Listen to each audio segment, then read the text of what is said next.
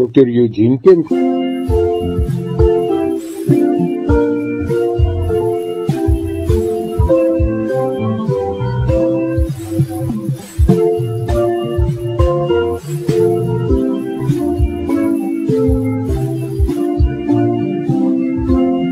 Dr. Eugene Kemp, ons rink.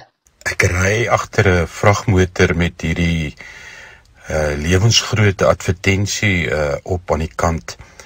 En is een of ander drankie wat geadverteer word en groot daarop staan immunity booster. My gedagtes nou weer laat gaan na maar wat is daar wat werklik ou se immuniteit kan bou, 'n teenvoeter kan wees en dit dan kan boost soos wat die advertensie sê. Ek vermoed na COVID het immuniteit, wel tydens COVID al, het die hele woord immuniteit en die opbou van ons immuniteit ongelooflik belangrik geword. Dit het eintlik 'n obsessie geword om iets te kan doen om as teenvoeter te dien vir hierdie verskriklike ding wat ons lewens bedreig.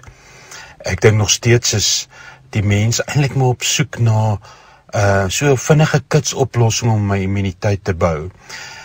Terwyl ek daaroor nadink, besef ek dat alle forme van immuniteit bou, ook op geestelike en emosionele vlak, waar ons immuniteit moet bou teen negativiteit en dit wat ons lewens bedreig, verg ongelukkig baie dissipline en baie opoffering en baie hard werk. En daar's nie net een pil of een oefening of vaardigheid wat dit alles kan hanteer en oplos nie. En my so laat dink aan waar Paulus praat van ek doen my bes met alles, met die sterkte, die krag wat die Here so in oorvloed vir my gee.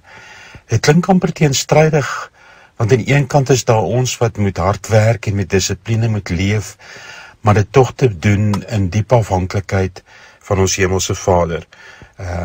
En ek dink ons sukkel, want vir ons is dit altyd die een of die ander, terwyl dit eintlik maar beide insluit.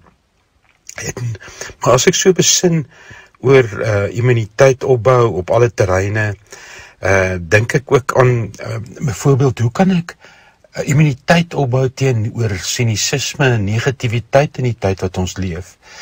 Want ons word die hele tyd gebombardeer met 'n klomp negatiewe goed en die koerante help ook nie.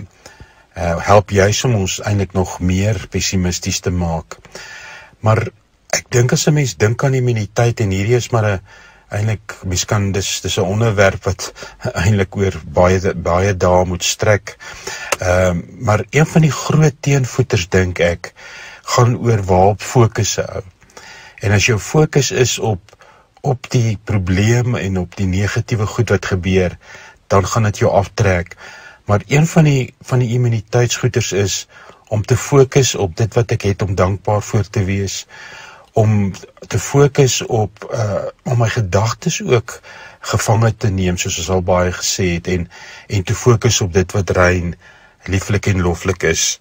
Maar dit verg daaglikse keuse wat ek moet uitoefen, en so geleidelik bou mense immuniteit op, dat 'n mens later in jou lewe kom by 'n plek waar daar so 'n mate van geestelike volwassenheid ten minste is, dat jy voel dat jy sterker is om te kan reageer op die uitdagings en versoekinge van die dag. Jy kan die gedeelte weer gaan lees op my Facebook bladsy, Eugene Kemp en Shrink. Kan vir my skryf eugenekemp@me.com.